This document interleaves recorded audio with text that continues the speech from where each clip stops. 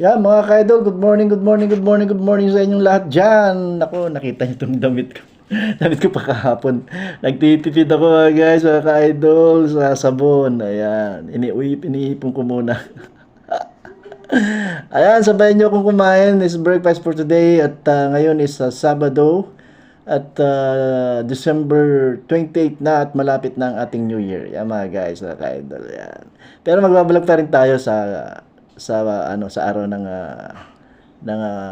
New Year. Ayan. Ayan mga kaibigan, mga ka-idol, mag-ingat-ingat sa daan para hindi madisgrasya mga kaibigan. Ayan.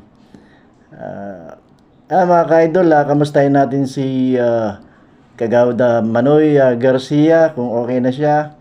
At ewan ko lang hindi mahirap magsalita at magpagaling ka